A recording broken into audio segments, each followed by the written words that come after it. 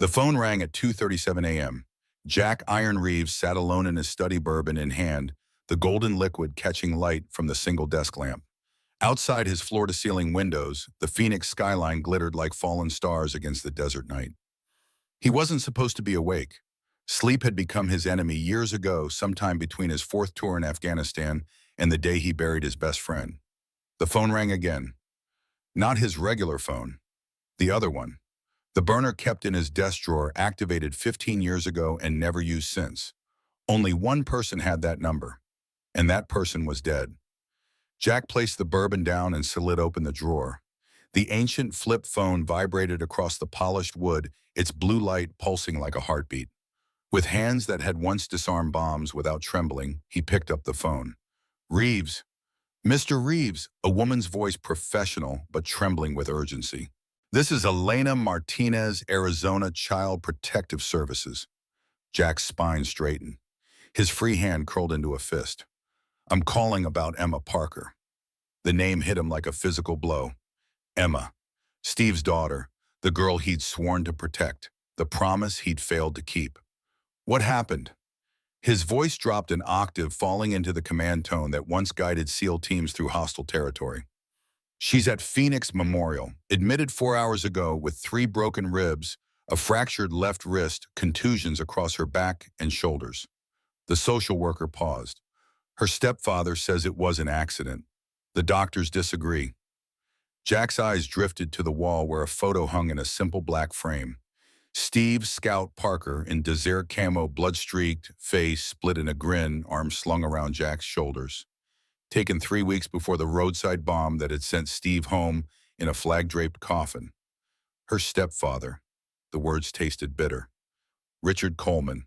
Yes, Major Richard Coleman, Phoenix PD. Another pause. He's well connected, Mr. Reeves. Unless we find grounds for emergency removal, Emma returns to his custody in 24 hours. Jack was already moving, phone pressed to his ear, pulling a go bag from his closet. How bad is she? Stable but traumatized. She keeps asking for you. Martinez's voice softened. She says you're her godfather. I am. Jack checked his watch. I'll be there in 30 minutes. Mr. Reeves, I should explain. Major Coleman has already filed a request to buy. Jack hung up. The burner phone went into his pocket. He moved to his closet, punched a code into a wall safe. Inside lay a Sig Sauer P226, 3 spare magazines, and a worn leather bracelet inscribed with a Semper Fidelis. The gun went into a shoulder holster. The bracelet went into his pocket. For a moment, Jack stood motionless in his penthouse sanctuary, the quiet success he'd built since leaving the military, suddenly paper thin. 15 years of building fortress security from nothing to a multi-million-dollar operation. 15 years of telling himself Emma was fine, that Coleman had it handled, that Jack wasn't needed anymore. 15 years of lying to himself. I'm sorry, Scout, he whispered to the photo. I'm coming now. He dialed his second in command. 4 rings. This better be important. Marcus Doc Wilson's voice was thick with sleep. It's Emma. Silence. Then where? Phoenix Memorial. Coleman put her there. Jesus Christ. Doc was fully awake now. How bad? Broken ribs, broken wrist. They're sending her back to him tomorrow unless we stop it. Honor bound. Everyone who can ride, we leave at dawn. Give me 2 hours. I'll make it happen. Jack called his lawyer next. Benjamin Books Mitchell, former JAG officer, now the most feared defense attorney in Arizona. Do you know what time it is? Books growled. I need emergency custody papers filed tonight. Steve Parker's daughter, being abused by her stepfather. The sleep cleared from Books' voice. Coleman, you knew. There have been whispers. Coleman's got friends in high places, Jack. This won't be easy. I don't need easy. I need her safe.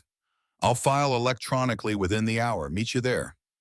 Next call, Grace Sullivan, former FBI, specialized in domestic violence cases before joining Fortress Security's Intelligence Division.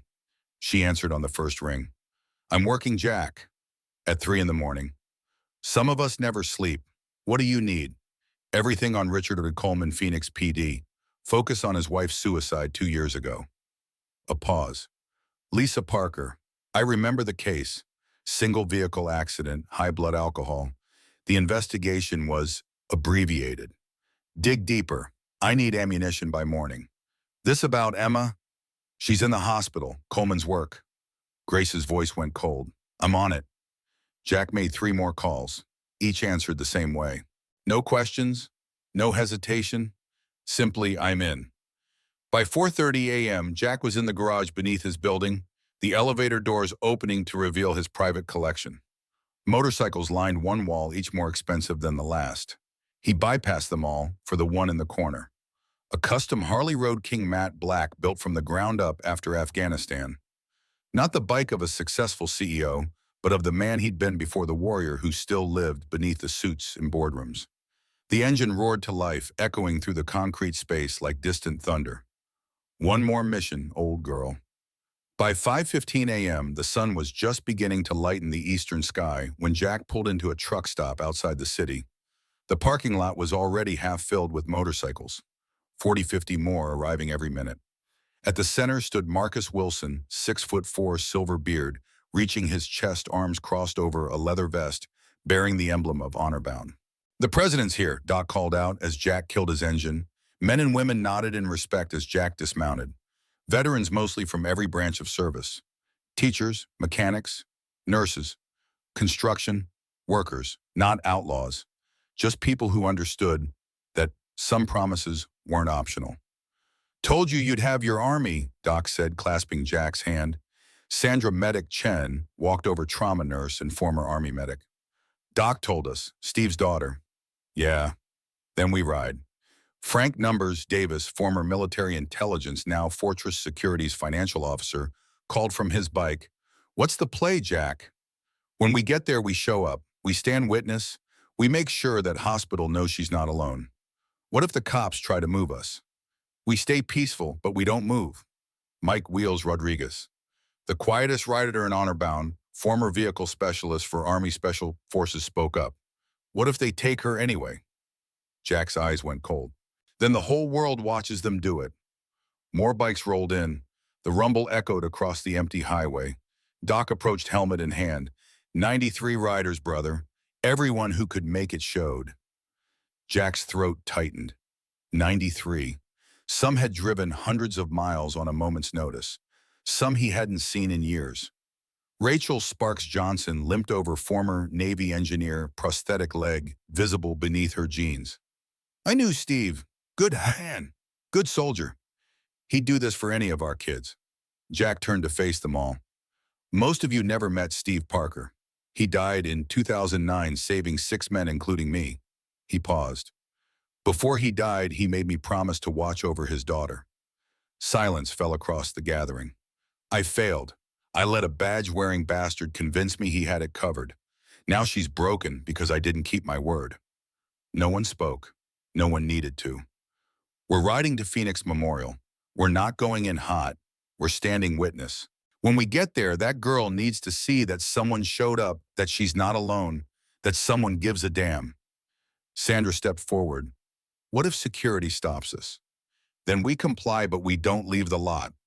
What if Coleman's there with backup? Then we outnumber him 93-1. A rider in the back, James Professor, Thompson High School history teacher, former Marine, called out, Jack, what if this blows back on us? Cops see 93 bikers rolling up. They're going to think gang. Let them think it. We know who we are. But Ray Ghost Martinez shook his head. Jim's got a point. We need to be smart about this. Tension rippled through the group. Doc crossed his arms. Ghost, you saying we shouldn't go? I'm saying we go smart. No colors inside the hospital. No loud voices. We make ourselves look like concerned citizens, not a mob. Jack nodded. Ghost is right. When we arrive, we park clean. 2 straight lines. Engines off. We walk in calm hands, visible, respectful, but we don't apologize for being there. Sandra raised her hand. What about recording? If Coleman tries something, we need proof. Someone documents, but quietly. No phones and faces. We're not there to provoke. Professor stepped forward. One more thing, Jack. What does she look like now? It's been, 2 years? 2 years, 3 months, brown hair, blue eyes, 14 years old. Thompson nodded. Then let's go get Emma. Ghost raised his coffee thermos. To promises kept. 93 voices. To promises kept. They mounted up. Jack kicked his Harley to life, rolled to the front, looked back at his family. Honor bound, we ride for Emma. The convoy pulled onto the highway. 93 engines, one mission. They rode in formation. Two columns, professional, disciplined. The rising sun at their backs casting long shadows ahead. Hour 1. Jack's phone buzzed. Books. Emergency petition filed. Hearing tomorrow, 9:00 a.m. Judge Elizabeth Blackwood. She's tough but fair. Coleman's already lawyered up. Union rep making calls. This is war. Jack showed Doc. It's going to be a fight. Good, we brought an army. They rolled into Phoenix as the morning commute began. Traffic parted before the convoy like water, before the prow of a ship. People on sidewalks stopped and stared. Some raised phones to record the spectacle. Others simply watched, understanding something momentous was happening without knowing what. Phoenix Memorial Hospital rose before them, a gleaming tower of glass and steel against the morning sky. Jack led the formation into the parking lot, guiding his riders into two perfect lines. 93 bikes, 93 riders. Engines cut in unison, leaving sudden silence. They dismounted, stood beside their machines. Jack walked toward the entrance, Doc Medic and Goes behind him. The automatic doors opened. The lobby went dead quiet. Nurses froze. Visitors stared. Two security guards reached for their radios. Elena Martinez appeared from a hallway. Saw Jack, saw the sea of leather through the glass doors behind him. Oh my God. Jack walked up to her. Elena Martinez, I'm Jack Reeves. Where's Emma? Martinez's hands shook slightly. Fourth floor, room 427. Her eyes kept darting to the riders outside. But her stepfather, I know, I need 5 minutes with her. Just 5. You're not family. I can't. Jack stepped closer. That girl's father died in my arms. 5 minutes. Let her know she's not alone. Martinez looked at him, at the lines in his face, at the pain in his eyes. She looked past him at the 93 riders, silent, waiting. 5 minutes. If security comes, they won't need to. She nodded. Follow me. They walked to the elevator. Doors closed. Why 93 people? Martinez asked. Because she needs to know someone cares. Not just me. A family. Fourth floor, room 427. Martinez stopped outside. Coleman's in the cafeteria with his lawyers. He doesn't know you're here yet. Good. Jack pushed the door open. The room was dim. Medical equipment beeped softly. In the bed, small and fragile, was Emma. She looked exactly like Steve. Same determined chin, same intelligent eyes.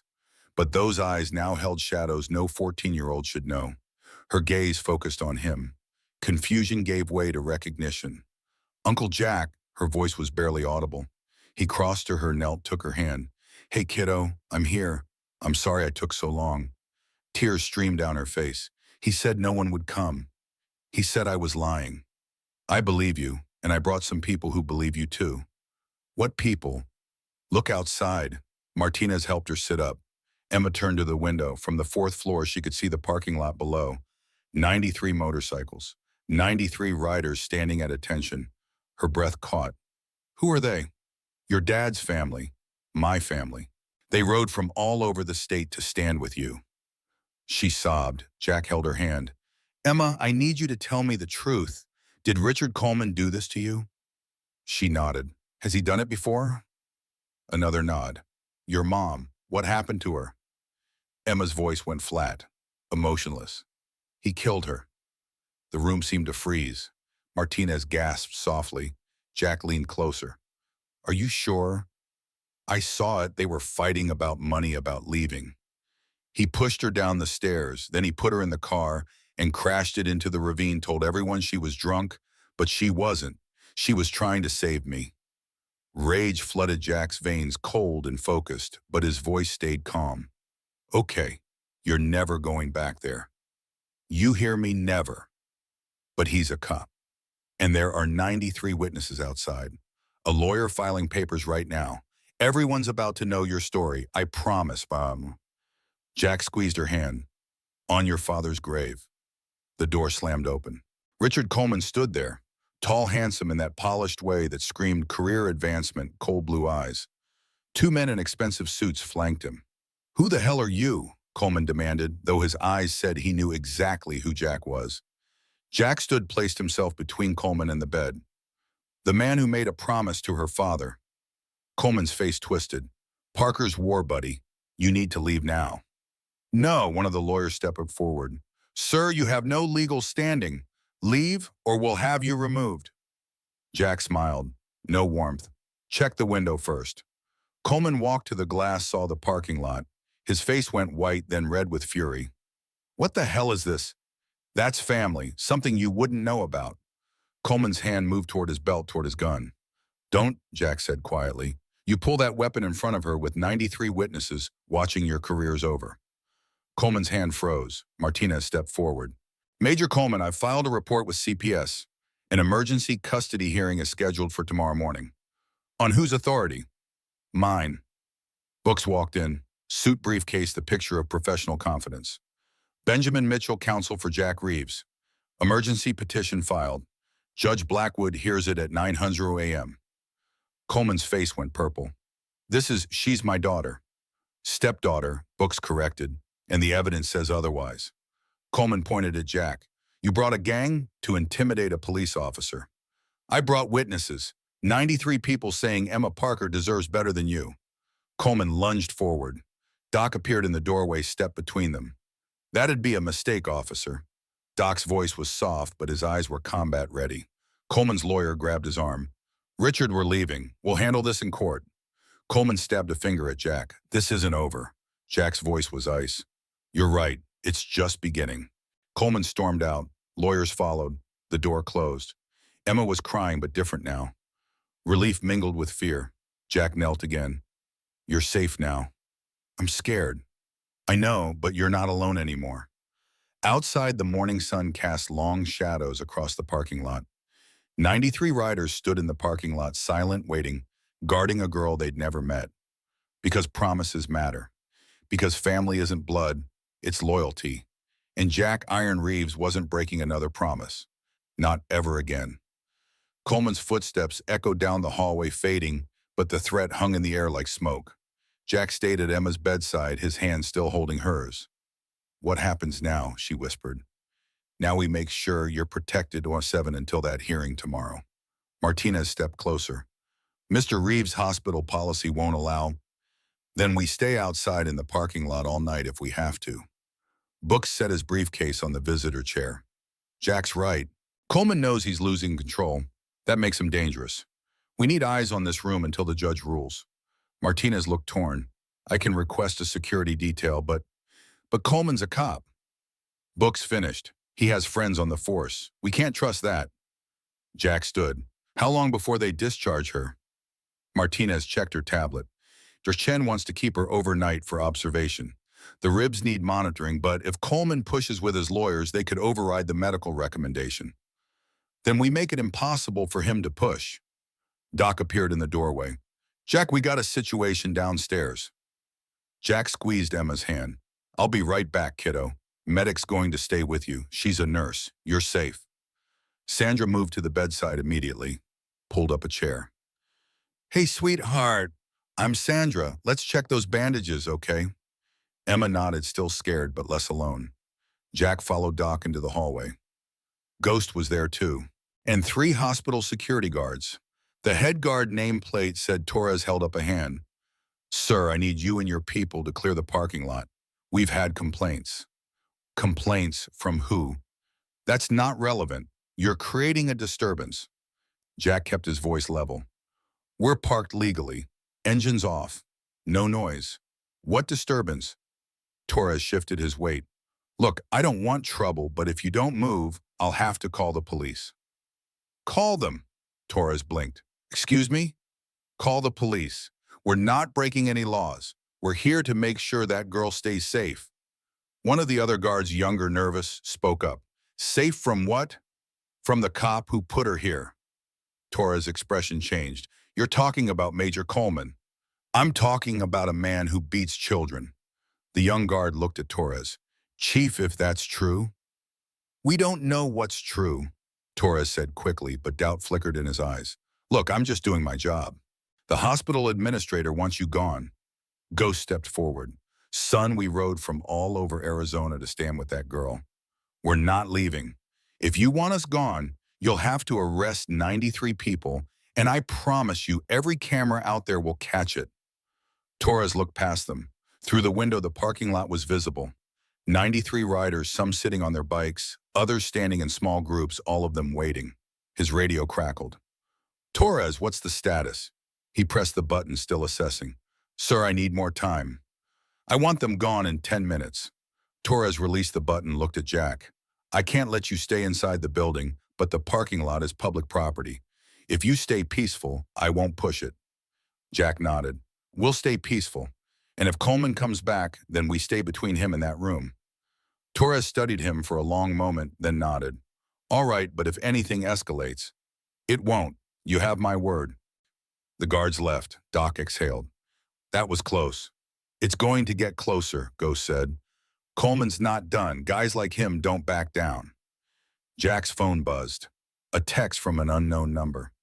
You made a big mistake. That girl is mine. Back off or this gets ugly. He showed it to Doc. That from Coleman. Has to be. Ghost read it over Doc's shoulder. He's threatening you. Let him. Jack, this could go bad fast. It's already bad. Now we make it right. Books joined them from the room. I just got off with Judge Blackwood's clerk. The hearing is confirmed for 900 a.m., but Coleman's lawyer filed a counter petition. They're claiming you're a dangerous influence gang affiliation trying to paint Honor Bound as criminals. We're not criminals. I know, but optics matter. We need character witnesses, people who can testify to your relationship with Steve and Emma. Jack thought fast. Margaret Parker, Steve's mother, Emma's grandmother. She knew me. She trusted me with Emma. Where is she? Tucson, I think. I haven't talked to her since Lisa died. Call her tonight. We need her at that hearing. Jack nodded, pulled out his phone, scrolled through old contacts, found Margaret Parker. His finger hovered over the call button. What if she blamed him? What if she thought he should have protected Lisa too, Jack? Books said gently. Make the call. He pressed dial. It rang 4 times. Then, hello, Margaret's voice, older's tired. Margaret, it's Jack Reeves. Jack. Silence long enough that he thought she'd hung up. Jack, my God, it's been years. I know, I'm sorry. I should have called sooner. Where are you? Phoenix at Memorial Hospital with Emma. Another pause. Emma's in the hospital. Richard Coleman put her there. Broken ribs, fractured wrist, and she told me he killed Lisa. He heard her breath catch. What? Emma says it wasn't an accident, that Coleman pushed Lisa down the stairs, then staged the car crash. Margaret, I need you to listen. Where's Richard now? He was here, but we sent him away. There's a custody hearing tomorrow morning. I filed for emergency guardianship. You, Margaret's voice broke. Jack, you haven't been in her life for...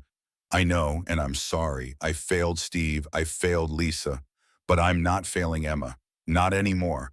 I need you to come to that hearing. I need you to tell the judge that Steve trusted me, that I'm not who Coleman's lawyers are going to say I am. Margaret was crying now, soft broken. I knew something was wrong. After Lisa died, Emma stopped calling, stopped visiting. Coleman always had an excuse. Margaret, please, can you come? I'll be there first thing tomorrow. She paused. Jack, thank you. Thank you for not giving up on her. His throat tightened. I gave up once, not again. He hung up, looked at books. She'll be there. Good, that helps. Now we need to survive the night. They walked back to Emma's room. Sandra was sitting with her, talking quietly. Emma's eyes were red but calmer. How is she? Jack asked. Vitals are stable, but she needs rest and she needs to feel safe. Jack knelt beside the bed again. Emma, I'm going to be right outside this room all night. So is Sandra. So are 93 other people. Coleman can't get to you. Not tonight. Not ever again. What if the judge says I have to go back? That's not going to happen. But what if... Then we fight, and we keep fighting until you're safe. I promise. She looked at him, searching his face. Why, you didn't have to come. Yes, I did. I made your dad a promise. And Steve was my brother. That makes you family. I don't even remember him. I know, but he loved you more than anything. And he'd want you protected. So that's what we're doing. Emma's hand tightened around his. Don't leave. I won't. Sandra stood up and on. I'll get some blankets. Looks like we're camping out. Doc poked his head in. Jack, we're setting up shifts outside. 8 riders on duty at a time, rotating every 3 hours. Torres gave us permission to use the benches by the entrance. Good. Make sure someone's got eyes on every entrance. If Coleman tries to come back, I want to know immediately. Copy that. Ghost appeared next. Jack, we got press showing up, local news. Someone tipped them off. Let them film. I want everyone to see this. You sure could backfire. Or it puts pressure on Coleman. Let the world watch. Books pulled out his phone. I'll prep a statement. Keep it simple. Concerned citizens ensuring a child's safety. Nothing inflammatory. Jack nodded, turned back to Emma. You doing okay? I'm tired. Then sleep. We'll be right here. But she didn't let go of his hand. Will you tell me about my dad? Jack's chest ached. Yeah, I can do that. He pulled a chair closer, settled in. Your dad was the toughest guy I ever met. Not because he was big or mean, but because he never quit, never left anyone behind. What did he look like? Like you. Same eyes, same stubborn chin. He smiled. He used to say you got your mom's kindness and his hard head. Emma almost smiled. Almost. We were in Afghanistan together, different units, but we crossed paths in Helmand province. Got pinned down by enemy fire one day. Your dad didn't have to help us, but he did. Ran straight into the firefight to pull 2 wounded soldiers out. That's who he was. How did he die? Jack paused, choosing his words carefully. He saved 6 men, including me. IED went off. He pushed me out of the way. Took the blast himself. Did it hurt? No, sweetheart. It was fast. But before he went, he made me promise to watch over you and your mom. And I kept that promise for a while. But then I let you down. I walked away when I should have stayed. Why? Because I was stupid. I thought Coleman would take care of you. I thought you didn't need me anymore. Emma's eyes were heavy now, fighting sleep. Do you think my dad would be mad at you? Yeah, I think he'd be furious. But I also think he'd forgive me if I made it right. Is that what you're doing, making it right? That's what I'm trying to do. She closed her eyes. Okay. Within minutes, she was asleep. Jack stayed in the chair, hands still in hers. Sandra came back with blankets draped one over. Emma handed one to Jack. You should rest too, she said quietly. Can't. Not until she's safe. Jack, you're no good to her, exhausted. I'll rest when it's over. Sandra sighed, pulled up another chair. Then I'll stay up with you. You don't have to. Yeah, I do. That's what family does. They sat in silence for a while. The hospital hummed around them, machines beeping footsteps in the hallway, distant voices. Around midnight, Doc texted news van just pulled up. Channel 12, they want a statement. Jack showed it to Books. I'll handle it, Books said. You stay with Emma. He left, came back 20 minutes later. How'd it go? Jack asked. Good, I kept it clean. Said we're here to ensure a child's safety during a custody dispute. Didn't mention Coleman by name, but the reporter connected the dots. It'll run on the morning news. Coleman's going to lose his mind. Good, let him. The more he reacts, the worse he looks. Jack's phone buzzed again. This time a call from Grace. Tell me you got something. Oh, I got something. Her voice was tight with controlled fury. Coleman's had 3 wives before Lisa Parker. The first died in a car accident in 2008. Blood alcohol level over the limit. The second fell downstairs in 2012. Ruled accidental. The third drowned in their pool in 2016. After each death, he collected substantial insurance payouts. Jack's blood went cold. He's been doing this for years and getting away with it. No one connected the dots because he moved between jurisdictions. Phoenix PD, then Tucson, then Flagstaff, then back to Phoenix. The investigations were always handled by his colleagues, always ruled accidental. There's more. I've found financial records. Coleman's got offshore accounts. Millions stashed away that can't be explained by his salary. Dirty cop. Looks like it. And Jack Lisa Parker called her mother the night she died. Said she found evidence Coleman was stealing drug money, running protection rackets. Said she was planning to leave him, take Emma somewhere safe. She knew too much. And he silenced her. Jack glanced at Emma sleeping peacefully for perhaps the first time in years. Send everything to books. We're going to bury this bastard. Already done, and Jack, be careful. Men like Coleman, when they're cornered, they're at their most dangerous. Let him come. I've got 93 reasons why that's a bad idea. The first rays of dawn painted the hospital walls with pale gold. Jack stood at the window of Emma's room, watching the sunrise illuminate 93 motorcycles still arranged in perfect formation. Throughout the night, riders had rotated shifts, some sleeping in their trucks, others standing vigilant despite the desert chill. Behind him, Emma slept fitfully, her dreams troubled by shadows 2 years in the making. Sandra dozed in a chair beside her professional, even in sleep, her hand resting near Emma's, as if ready to respond at the first sign of distress. Jack's phone vibrated. Doc, we've got movement. Coleman's car just pulled into the lot. Jack's muscles tensed. Alone. Negative. 3 cruisers with him, Phoenix PD, full uniform. Let them come, we don't move. Jack slipped the phone away and touched Sandra's shoulder. She woke instantly, combat-trained reflexes intact. Coleman's here, with backup. She nodded, moved closer to Emma. Let him try. The hospital was waking shift change underway, the hallways filling with purposeful movement. Jack heard the elevator ding. Heavy footsteps approached multiple sets. He positioned himself between the door and Emma's bed. Richard Coleman entered first, immaculate in his dress uniform. 4 uniformed officers flanked him, hands resting conspicuously near their weapons.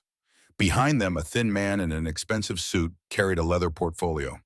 Mr. Reeves, Coleman's voice dripped professional courtesy while his eyes remained sharp cold. I've come for my daughter. She's not your daughter. Legally, she is. Coleman gestured to the suited man. This is Bradley Harrington, my attorney. He has a court order signed by Judge Reynolds requiring Emma's immediate release into my custody.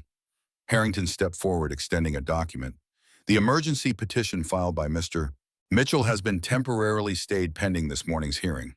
Jack didn't reach for the paper.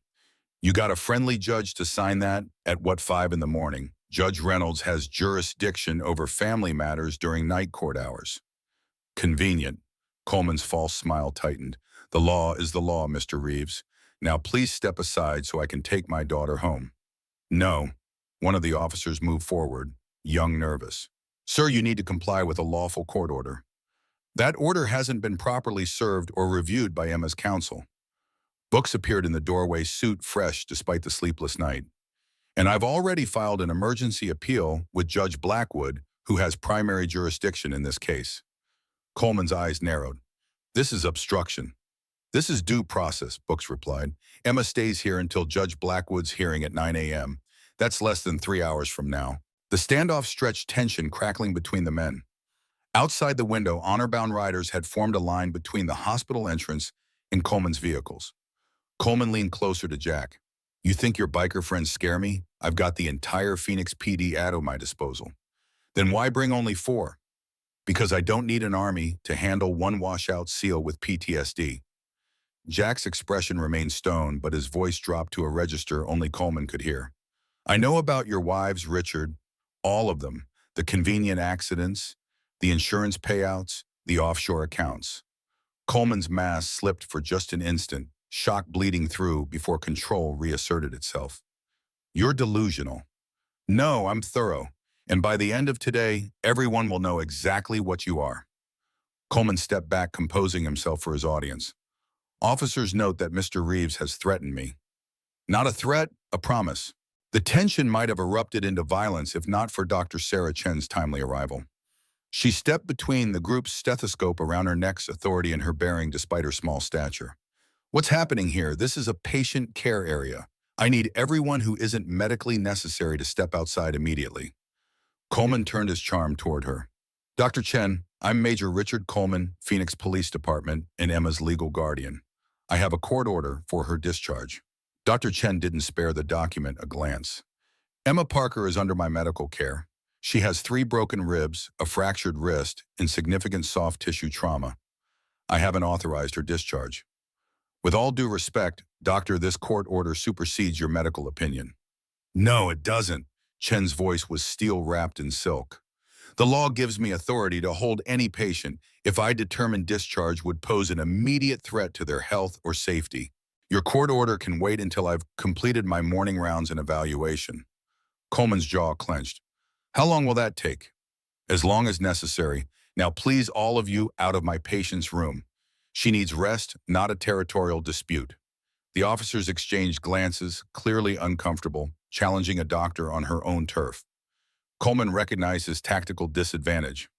Fine, we'll wait, but I expect her ready to leave by 9. You'll have my decision when I've made it, Chen replied coolly. Coleman turned to Jack. This isn't over. It never is with you. Coleman and his entourage retreated, but one officer lingered waiting until the others had moved down the hall. He approached Jack cautiously. Lieutenant David Rivera, he said quietly, I need to speak with you. Privately. Jack assessed the man. Early 40s, steady gaze, the bearing of someone who carried burdens beyond his badge. Why should I trust you? Rivera glanced toward where Coleman had disappeared. Because I was first on scene when Lisa Parker died, and I never believed it was an accident. 20 minutes later, Jack Bookstock and Rivera gathered in an empty hospital conference room. Rivera spoke in hushed tones despite the closed door. Coleman's protected, has been for years. He runs protection for half the drug operations in the East Valley. Anyone who gets too close either transfers, retires, or has unfortunate accidents. And you've never reported this, Books asked. Rivera's expression hardened. 3 times. First time the complaint disappeared from records. Second time my house was broken into, nothing, taken just a message. Third time my daughter's school called about a man asking questions about her man matching Coleman's description. Jesus, Doc muttered. I have a family. All I could do was keep my head down and gather evidence. When Lisa Parker died, I knew it was Coleman, but the investigation was taken from me within hours. Her blood work came back with alcohol levels that made no sense based on what I saw at the scene. She didn't drink. Jack's voice was dangerously quiet. You have proof. Not enough for court, but I have my original case notes and photos from before they were altered in the official report. I also have names other officers who've witnessed Coleman's activities but are too afraid to speak. Why come forward now? Rivera looked directly at Jack. Because that girl deserves justice. And because you brought 93 witnesses. For the first time, Coleman might actually face consequences. We need your testimony, Book said. Rivera shook his head. If I testify, my career is over. Maybe worse. If you don't, Emma goes back to the man who killed her mother, Jack countered. The man who broke her ribs. How many more wives does Coleman get to murder? How many more children does he get to abuse? The lieutenant's shoulders sagged under the moral weight. I have 2 daughters of my own. Then do for Emma what you'd want someone to do for them. Rivera stared at his hands for a long moment, then nodded. I'll testify, but you better win this thing, Reeves, because if Coleman walks, none of us are safe. While Books prepared Rivera for his testimony, Jack stepped out to call Grace. She answered on the first ring. I've got more. Coleman's offshore accounts. They spike after major drug busts. He's been skimming from evidence lockup for years. Can we prove it? Working on it. There's a pattern to the transfers, but we need access to police evidence logs to make the connection bulletproof. Rivera might be able to help with that. Rivera, David Rivera. The lieutenant, he's agreed to testify, was first on scene when Lisa died. Grace's voice sharpened with excitement. That changes everything. Get me 10 minutes with him before the hearing. Jack ended the call as Sandra approached, concern etched on her face. Coleman's got 6 more officers in the lobby. They're trying to intimidate our people. Our people holding like rocks, but hospital administration is getting nervous. They're talking about calling in more security, clearing the parking lot. Jack's mind raced through tactical options. Where's Emma now? With Dr. Chen, she's running additional tests, buying us time. Good. Tell Ghost to get our riders ready to move on my signal. If Coleman tries to force the issue before the hearing, we need to be prepared. Move where we can't exactly hide Emma. Jack's expression was grim determination. Not hide, extract. I've got a secure location if things go sideways. But it's last resort. We do this legally if we can. And if we can't, then we do what's necessary. Sandra nodded, understanding the weight of those words. The riders are asking about Margaret Parker. Is she coming? Her flight lands at 8. Numbers is picking her up now. Jack returned to Emma's room, finding Dr. Chen reviewing charts at the bedside. Emma looked small against the hospital pillows, but her eyes held a spark that hadn't been there the night before. Hope, however fragile. Uncle Jack, she attempted a smile that didn't quite reach her eyes. Dr. Chen says my ribs are definitely broken. Well, she's the expert. Jack sat beside her, grateful for her attempt at normalcy. Chen's expression remained professional, but compassion softened her clinical demeanor. 3 fractured ribs, stable but painful. The wrist is a clean break, should heal without complications. It's the bruising pattern that concerns me, most consistent with defensive wounds. He grabbed my arms when I tried to block him, Emma said quietly. Then he threw me against the table. The edge caught my ribs. Chen made a note in her chart. Emma, I need to document your statement about how these injuries occurred. Is that okay? Emma looked at Jack, who nodded encouragement. He came home angry. He'd been drinking. I was supposed to have dinner ready, but I was finishing homework. He said I was useless like my mother. Her voice grew smaller. I told him not to talk about Mom that way. That's when he grabbed me. Had he hurt you before this incident? Chen asked gently. Emma nodded. Not this bad, usually just shoving or squeezing my arms. Once he slapped me for talking back. But he said if I told anyone, he'd make sure I ended up somewhere worse. That no one would believe me because he's a cop. Chen maintained her professional composure, but Jack saw the flash of anger in her eyes as she documented Emma's statement. Thank you, Emma. You're being very brave. Chen turned to Jack. May I speak with you outside? In the hallway, Chen's professional veneer cracked slightly. Those injuries didn't happen from a single fall. The pattern, the aging of some bruises, this is ongoing abuse. I'm documenting everything for the hearing, and I've ordered a complete set of body scans to establish a timeline of injuries. Thank you. She studied him. The hospital administrator is pressuring me to discharge her. Says we're becoming a media circus that's disrupting patient care. What are you going to do? My job. Emma stays under my care until I deem otherwise. She hesitated. I should tell you I've treated officers from Phoenix PD for years. Coleman has friends throughout this hospital. Be careful who you trust. Before Jack could respond, commotion erupted from the direction of the elevators. Raised voices, the heavy tread of multiple feet. Jack's hand moved instinctively toward the weapon he wasn't carrying. Ghost appeared around the corner, moving with urgent purpose. Jack, we've got trouble. 4 men plainclothes just came through the back entrance. Not cops, not hospital staff. They're heading this way. Jack's combat instincts flared. Coleman's sending cleaners. Get Emma out now. Chen reacted without hesitation. Service elevator. Through the supply room. I'll clear the path. Jack rushed back into Emma's room. We need to move. Now. Emma's eyes widened with fear.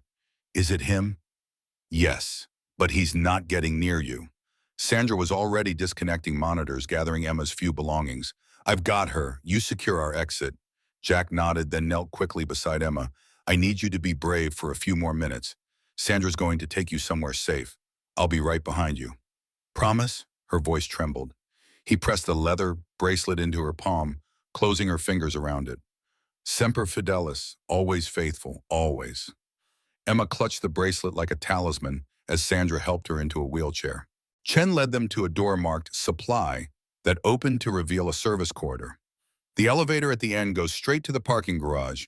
I'll call ahead to security. Tell them you have medical authorization to transport a patient. Jack squeezed Chen's shoulder. Thank you. Just keep her safe.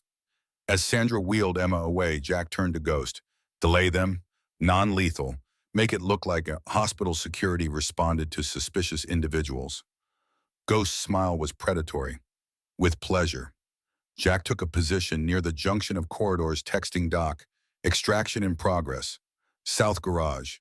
Bring 3 riders. No colors, no noise. The hospital intercom crackled to life. Security to 4th floor east wing. Security to 4th floor east wing. Perfect timing. The approaching footsteps quickened, then stopped as confused voices conferred. Jack slipped away toward the service stairs, descending rapidly while updating books. Coleman sent professionals, moving Emma to secure location. Stall hearing if necessary. Book's response was immediate. Understood. Get her safe. I'll handle the judge. Jack reached the parking garage just as Sandra wheeled Emma toward Doc's waiting SUV. Two honor-bound riders flanked them, alert and ready.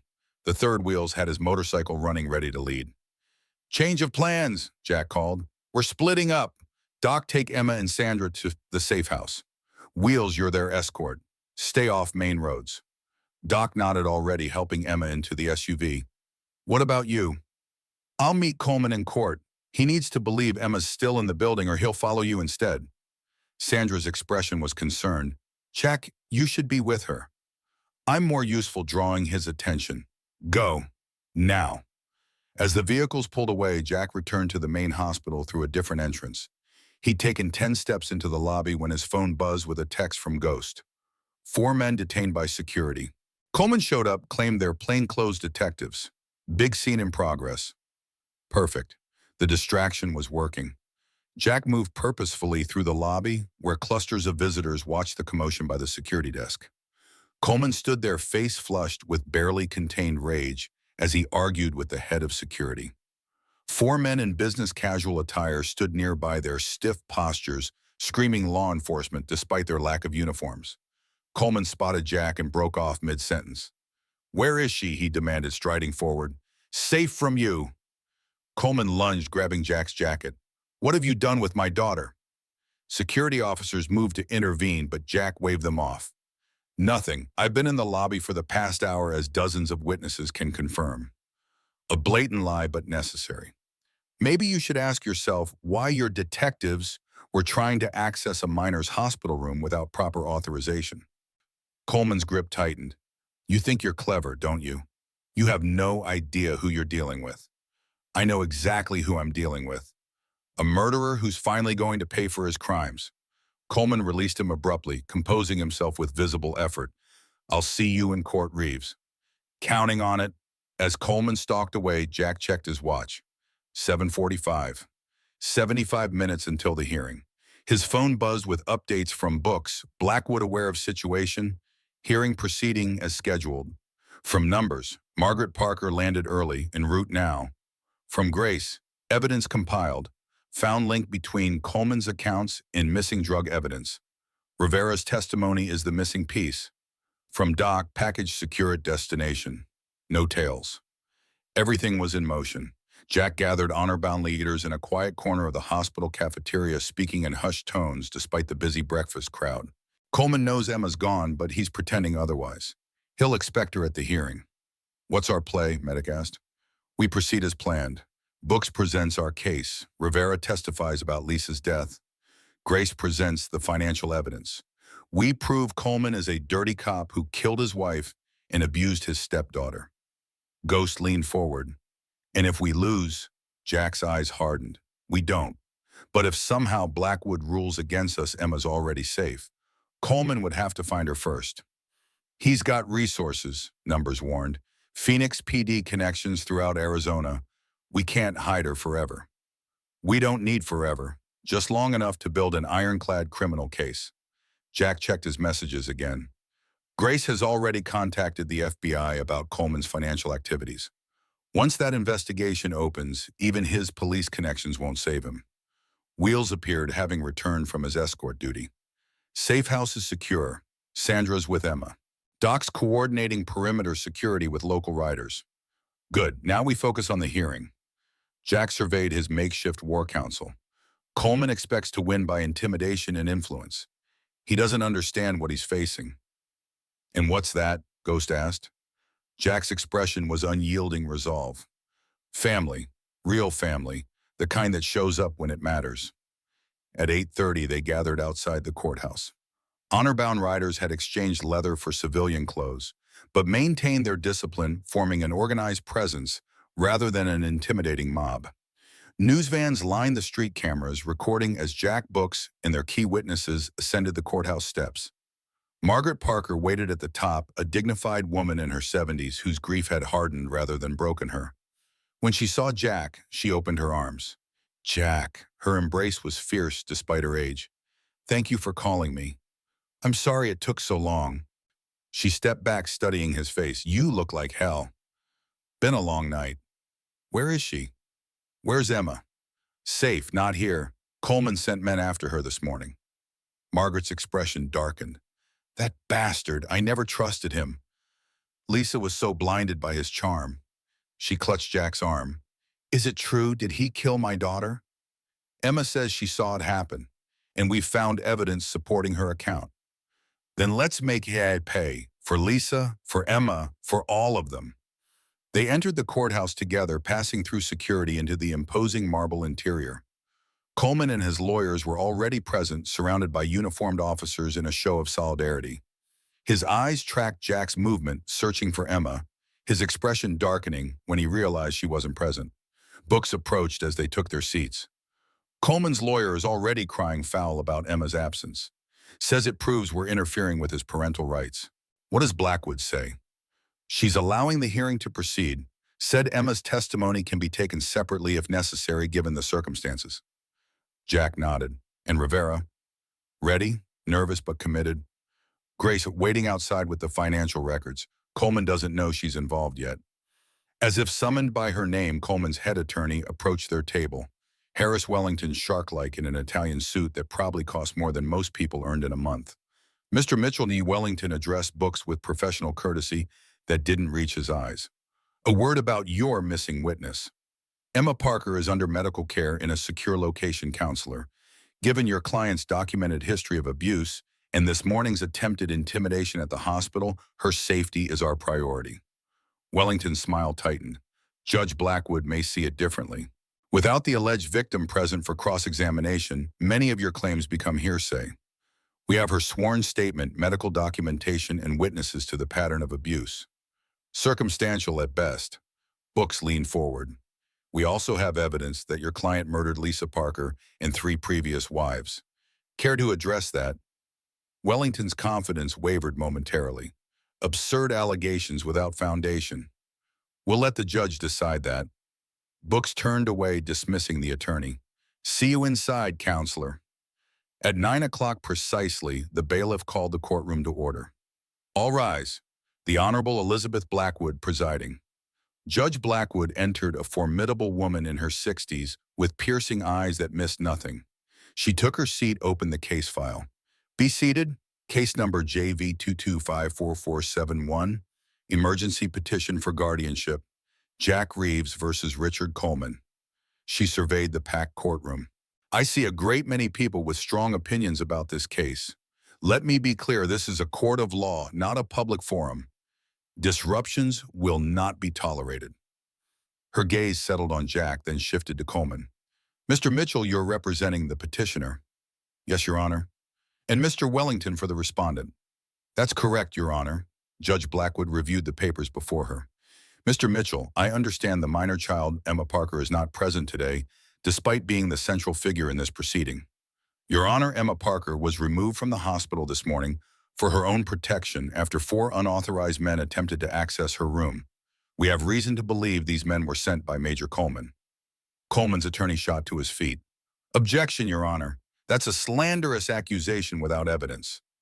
I have hospital security reports and surveillance footage. Your Honor, Books countered, holding up a flash drive. The men claimed to be detectives but had no proper identification or authorization to access a minor's room. Blackwood raised an eyebrow. Mr. Wellington is your client in the habit of sending unidentified men to collect his stepdaughter. Wellington faltered. Your Honor, my client was concerned for his daughter's welfare, surrounded as she was by Mr. Reeves's motorcycle associates.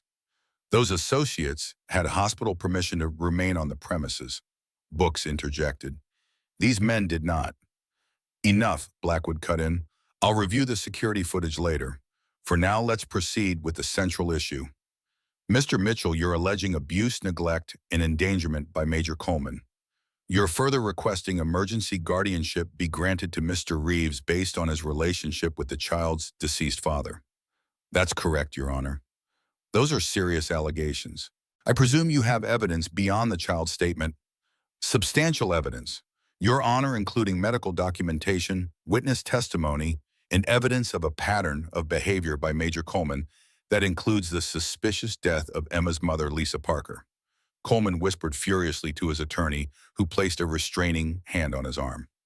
Mr. Wellington, your client maintains his innocence, and claims this is an attempt by an uninvolved third party to interfere in a family matter. Precisely, Your Honor. Mr. Reeves has no legal standing. He hasn't been in Emma's life for years. He arrives with a motorcycle club, intimidates hospital staff, and now claims guardianship.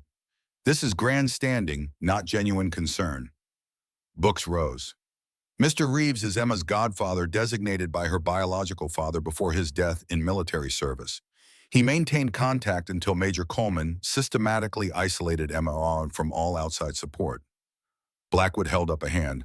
I'll hear testimony and make my own determination. Mr. Mitchell, call your first witness. The petitioner calls Jack Reeves. Jack took the stand, swearing to tell the truth. He met Coleman's cold gaze across the courtroom, unflinching. Books approached. Mr. Reeves, please state your relationship to Emma Parker.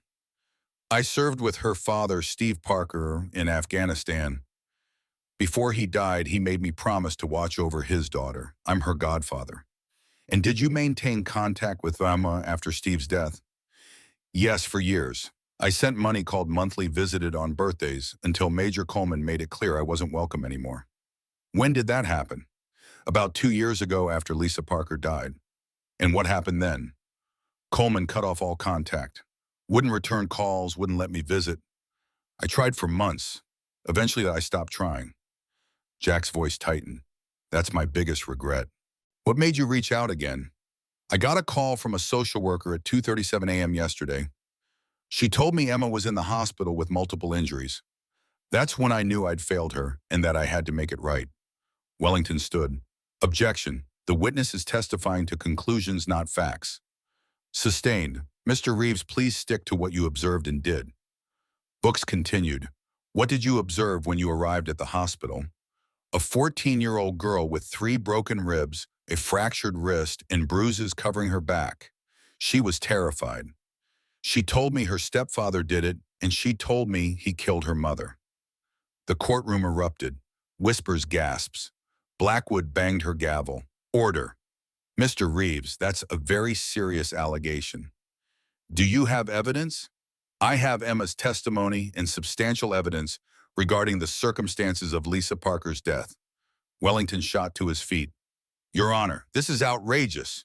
Lisa Parker's death was thoroughly investigated. It was ruled accidental. By Major Coleman's colleagues in the Phoenix PD, Books interjected. Mr. Mitchell, Blackwood warned. Mr. Wellington, sit down. I'll decide what's outrageous. She looked at Books. Mr. Mitchell, do you have concrete evidence of foul play in Lisa Parker's death? Yes, Your Honor. We have a witness prepared to testify that the investigation was compromised, as well as forensic evidence that contradicts the official finding. Coleman leaned forward, whispering urgently to Wellington. The attorney's expression grew concerned. That's a bold claim, Blackwood said. I'll allow it, but tread carefully. Proceed, Mr. Mitchell. Mr. Reeves, why did you bring 93 people with you to the hospital? Because I wanted Emma to know she wasn't alone, that she had a family who cared, and because I was afraid Coleman would try to take her before we could get a hearing. Did Major Coleman attempt to do that? Yes. He showed up with lawyers demanding her immediate discharge. If we hadn't been there, she'd be back in his house right now. No further questions. Wellington approached the witness stand with confident strides. Mr. Reeves, you said you're Emma's godfather. Is that a legal designation or just a personal title? Personal. Steve asked me to watch over her, but there's no paperwork. So legally, you're just a friend of the family. I'm the man her father trusted. Her father who died 14 years ago. Wellington paced before the stand. And in those 14 years, how many times did you actually see Emma? Jack's jaw clenched. I don't know, 20, maybe 30 times? 20 or 30 times in 14 years. That's less than twice a year. Coleman cut me off. Or maybe you just stopped trying. Maybe you moved on with your life and forgot about the little girl you promised to protect. Objection, Books said. Argumentative. Sustained. Wellington changed tactics. Mr. Reeves, you're the founder of Fortress Security. Is that correct? Yes. A company that employs many former military personnel, including members of the group that accompanied you to the hospital. Some of them work for me, yes. And you call this group honor-bound. Would you describe it as a motorcycle club? It's a veterans organization, people who served people who understand loyalty. Do any members have criminal records? Jack hesitated. Some minor things. Traffic violations, a few bar fights from years back. A few bar fights, Wellington repeated. And you thought bringing 93 people with criminal histories to a hospital was appropriate. They're good people. Are they, or are they a private army you used to intimidate hospital staff and law enforcement? We didn't intimidate anyone. Really, because I have statements from nurses who felt threatened, security guards who had to call for backup police officers who were blocked from entering the hospital. That's not true. We stayed peaceful. We followed every rule. Wellington moved closer. Mr. Reeves, you suffered from PTSD after your military service, did you not? Book stood. Objection relevance, Your Honor. It goes to the petitioner's fitness as a guardian. I'll allow it, Blackwood ruled. Answer the question, Mr. Reeves. Jack's face tightened. Yes, I received treatment after returning from Afghanistan. Treatment that included psychiatric medication and therapy for violent outbursts, correct? For combat-related trauma, yes. Have you ever struck anyone in anger since returning from combat? Objection, books called. Mr. Reeves is not on trial here. Your Honor, if Mr. Reeves is seeking guardianship of a minor, his temperament and history of violence are directly relevant. I'll allow it, but move this along, counselor. Blackwood turned to Jack. Please answer the question. Once, a bar fight 6 years ago when someone made remarks about fallen soldiers. Wellington nodded as if Jack had confirmed something significant. And you think someone with your history of violence and mental health issues is a suitable guardian for a traumatized 14-year-old girl? Jack's voice remained steady. I think I'm better than the man who broke her ribs. That's not for you to decide, Mr. Reeves. Wellington shut up and back. No further questions. As Jack returned to his seat, he caught Coleman's smug expression. The man thought he was winning. Jack met his gaze with cold certainty, watching Coleman's smile falter slightly. The petitioner calls Lieutenant David Rivera, Books announced. A murmur rippled through the police officers present as Rivera moved to the stand. His face was impassive, but his eyes betrayed his anxiety as he swore his oath. Books approached. Lieutenant Rivera, what is your position with the Phoenix Police Department? I'm a patrol lieutenant in the East Valley Precinct, 15 years on the force. And did you know Lisa Parker? Not personally, but I was first on scene when she died 2 years ago. Coleman sat up straight, her expression darkening. Can you describe what you found that night? Rivera took a deep breath. At approximately 11:37 p.m. on April 18, 2023, I responded to a report of a single vehicle accident on Canyon Ridge Road. A car had gone off the embankment. The driver, later identified as Lisa Parker, was deceased at the scene. What observations did you make about the accident? Several things didn't add up. There were no skid marks indicating she'd tried to brake. The car had gone straight off the road at a point where the guardrail was damaged from a previous accident. And most importantly, Lisa Parker showed no visible signs of intoxication despite the later toxicology report claiming her blood alcohol was 0.14. Wellington interrupted. Objection, Your Honor. The witness is not a medical examiner. He can't determine intoxication levels by observation. I'm not claiming to determine levels, Rivera countered.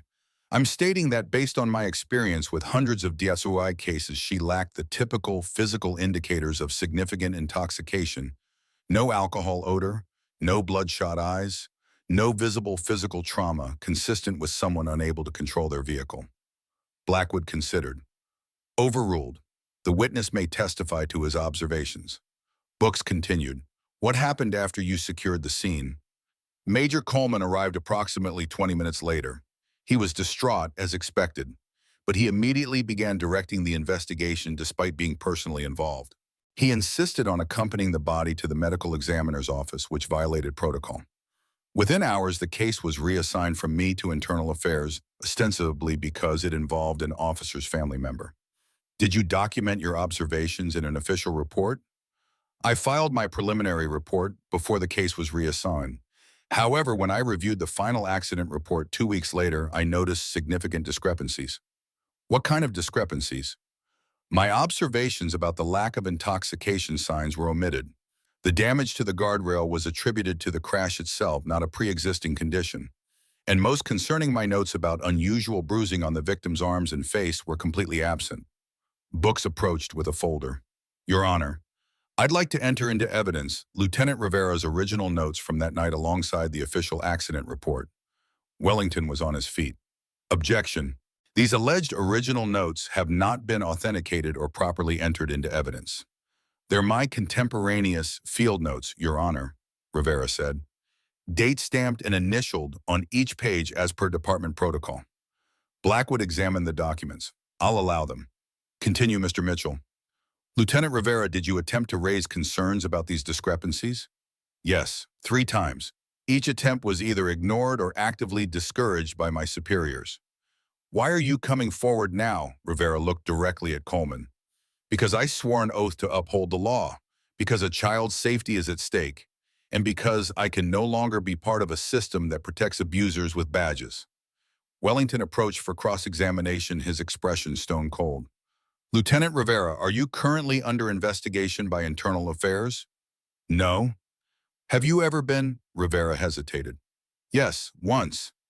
For falsifying a police report, correct. The allegations were dismissed as unfounded. After you agreed to a temporary suspension and remedial training.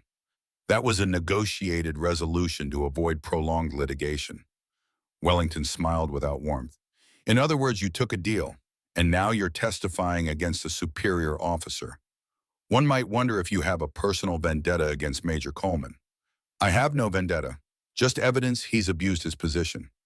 Evidence you somehow failed to produce for 2 years until an opportunity for personal gain presented itself. Book stood. Objection counsel is badgering the witness and making accusations without foundation. Sustained. Mr. Wellington, confine yourself to questions, not commentary. Wellington changed tactics. Lieutenant, do you have any direct evidence that Major Coleman tampered with evidence or falsified reports? I have the discrepancies between my notes and the official report, but you can't prove who made those changes, can you? No. And you have no direct evidence connecting Major Coleman to any wrongdoing in Lisa Parker's death, do you? Rivera's jaw tightened. I have professional observations that contradict the official finding of accidental death due to intoxication. That's not what I asked. Do you have direct evidence of Major Coleman's involvement in any wrongdoing? Not direct evidence, no. No further questions. As Rivera stepped down, Jack could see the toll the testimony had taken on him. The lieutenant avoided eye contact with the officers in the gallery, his career likely over the moment he'd taken the stand. Books called Margaret Parker next. She took the stand with dignity, her grief evident but controlled. Mrs. Parker, when was the last time you saw your granddaughter Emma before yesterday? At my daughter Lisa's funeral 2 years ago. Why so long? Richard wouldn't let us see her. We called every week. He always had an excuse. She was busy. She was studying. She didn't want to talk. We drove to Phoenix 3 times. He wouldn't let us in the house. Did Emma ever try to contact you? Once, about 6 months after Lisa died. She called from a friend's phone, said she missed us, wanted to visit. We were arranging it when Richard called back, furious, said we were interfering, that we needed to respect his boundaries. After that, the calls stopped completely. When we tried to contact the school, they said all communication had to go through her legal guardian. Did you ever suspect abuse? Margaret's voice wavered. I suspected something was wrong. But Richard was a police officer. Everyone spoke highly of him. I thought maybe it was just grief that Emma was pulling away because of her mother's death. She broke down briefly. I should have pushed harder. I should have protected her. Mrs. Parker, did you speak with your daughter Lisa on the day she died?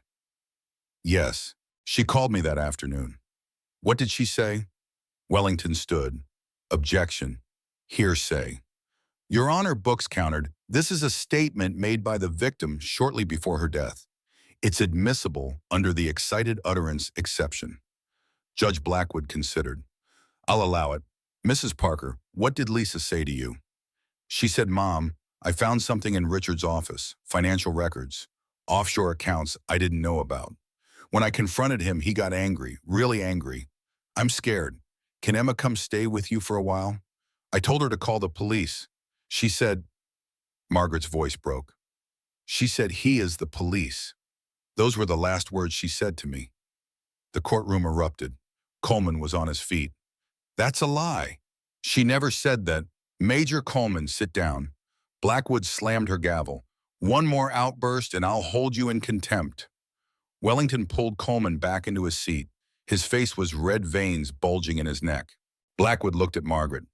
Mrs. Parker, do you have phone records to verify this call? Yes, Your Honor. She reached into her purse, handed over a printout. This shows a 12-minute call from Lisa's cell phone to my home phone at 3:17 p.m. on the day she died. Blackwood examined the document, then looked at Wellington. Your client claimed Lisa was too intoxicated to drive safely that evening, yet she made a coherent 12-minute call to her mother that afternoon. How do you reconcile these facts? Wellington recovered quickly. Your Honor, we don't know the content of that call. Mrs. Parker's testimony is her interpretation of a conversation from 2 years ago, colored by grief and recent allegations. Her interpretation is all we have, since Lisa Parker is dead, Blackwood noted dryly. Continue, Mr. Mitchell. Books turned back to Margaret.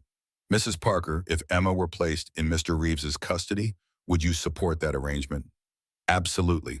Jack is a good man. Steve trusted him with his life. We trust him with Emma's. No further questions. As the hearing continued, Jack felt the momentum shifting. Wellington's cross-examinations grew increasingly desperate. Coleman's face darkened with each new witness, each piece of evidence.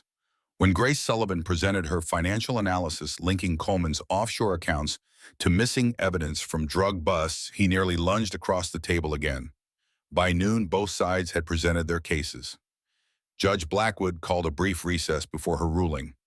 Jack stood in the courthouse hallway surrounded by honor-bound members who'd maintained perfect discipline throughout the proceedings. His phone buzzed with a message from Doc. Emma Secure, asking about you, says to tell you she's wearing the bracelet. Jack smiled, the first genuine smile in what felt like days.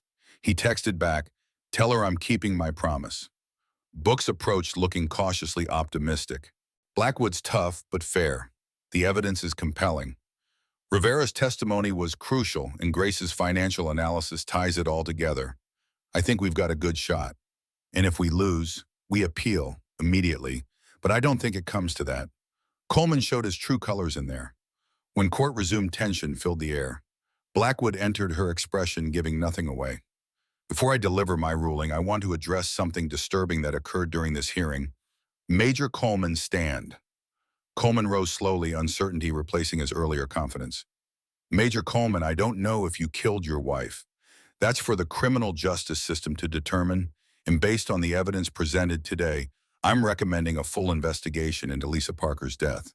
But I do know this, there is substantial evidence suggesting Emma Parker is unsafe in your care. The injuries, the testimony, the circumstances all point to a pattern of abuse that this court cannot ignore. Coleman started to speak. Blackwood raised her hand. I'm not finished. Effective immediately, I'm granting temporary emergency custody to Jack Reeves. You are prohibited from contacting Emma except through approved supervised visits. A full custody hearing will be scheduled in 30 days. Until then, she remains with Mr. Reeves. The gavel came down with finality. Emma was safe, at least for now. Coleman's face contorted with rage. You're making a mistake. If I am, we'll correct it in 30 days, Blackwood replied coolly. Court is adjourned. Everyone stood. Coleman stormed toward the exit, stopped at Jack's table, leaned in close. This isn't over, Reeves. Jack met his eyes. Yes, it is. As Coleman left with his lawyer scrambling behind him, Jack turned to his team. They'd won the first battle, but the war was just beginning. And somewhere across Phoenix, a 14-year-old girl waited for news, clutching a leather bracelet inscribed with a promise kept. Semper Fidelis. Always faithful. Always. He hung up the rage and determination, burning away the last of his fatigue. Outside the window, the lights of Phoenix glittered in the distance, unaware that a war had just begun. A war for one girl's future, for justice long denied, for a promise finally kept. Jack looked down at Emma's hand in his, at the bruises on her wrist, at the face so much like her father's. In his pocket, the leather bracelet inscribed with Semper Fidelis waited to be returned to its rightful owner. Always faithful. The promise he'd made. The promise he'd keep whatever the cost. Dawn was still hours away, but for the first time in years, Jack Iron Reeves felt purpose burn through his veins again. Coleman had taken everything from this child. Her father, her mother, her safety, her trust. He wouldn't take her future. Not while Jack breathed. Not while Honor Bauman stood watch. The night deepened around Phoenix Memorial Hospital. Inside room 427, a broken family began to heal. Outside, 93 sentinels kept vigil, ready for whatever morning would bring. Afternoon sunlight streamed through the courthouse windows, painting golden rectangles across the marble floor. Jack stood on the steps, the taste of victory tempered by the knowledge that they'd won only a temporary reprieve. 30 days. 30 days to build an ironclad case against Coleman to ensure Emma's safety permanently. Books joined him, briefcase in hand, legal pad covered in notes. Rivera's already getting calls from internal affairs. Coleman's people are moving fast. Will he be protected? As much as possible. I've connected him with a lawyer who specializes in police whistleblower cases. Grace is backing up all his evidence to secure servers. Jack nodded. Honor-bound members filtered out of the courthouse behind them, maintaining their disciplined presence despite their relief. News cameras captured the moment, reporters shouting questions that Jack ignored. His phone vibrated. Doc. Coleman left the courthouse 5 minutes ago. Looked like a man with a plan. Jack's combat instincts flared. Stay on him. Don't engage, just track. I want to know where he goes, who he talks to. Already on it, Ghost and Wheels are tailing at a distance. I'm headed back to Emma. Tell her we won. I'll be there soon. She'll be relieved. She's been watching the courthouse steps on TV since the hearing started. Jack ended the call as Margaret Parker approached, her face lined with emotion. Is it over? She asked. Just beginning. Coleman won't give up easily. She nodded, understanding the gravity of their situation. When can I see Emma? Today, I'll take you there now. They descended the steps together, past reporters still calling questions. At the bottom, Grace intercepted them, her expression tight with urgency. Coleman made 3 calls immediately after leaving, one to his attorney, one to someone at Phoenix PD, and one to a burner phone. You were monitoring his calls. Grace raised an eyebrow. Of course. The moment the judge recommended reopening Lisa's case, Coleman became a flight risk. He knows his career's over, which makes him dangerous. Jack processed this information with military precision. Wheels go still on him. Yes, but they're reporting strange movement. Coleman's not heading home or to the station. He's driving toward the industrial district, and he's being cautious, checking for tails using counter-surveillance techniques.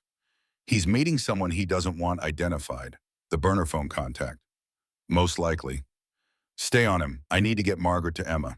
Jack guided Margaret to his SUV, Books following close behind. As they drove through Phoenix's sun-baked streets, Jack kept one eye on the rearview mirror, hyper-aware of potential threats. Coleman was cornered, his carefully constructed life unraveling.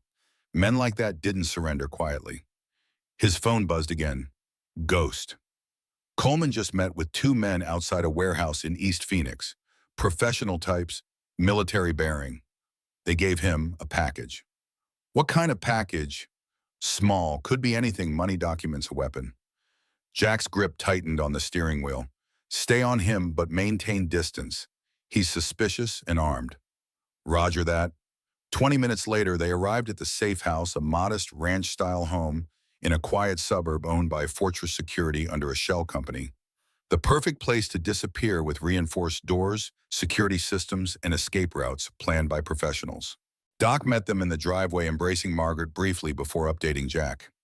Emma's inside with Sandra. She's doing okay. Nervous, asking about you every 10 minutes. Coleman. Still under surveillance. He left the warehouse, stopped at a bank, withdrew a large amount of cash. He's running. Looks like it, but he's being methodical. Stopped at his house, picked up a go bag already packed. Jack nodded. Coleman had planned for this contingency, and the men he met. Wheels got partial plates. Grace is running them. Military contractors probably. The kind you hire when you need problems solved permanently. Jack understood the implication. Coleman wasn't just running, he was tying up loose ends. Double the security here. No one in or out without direct authorization. And get Rivera to a secure location. If Coleman's hiring contractors, the lieutenant's at the top of his list. Already done. Rivera and his family are being moved to a safe house by federal marshals.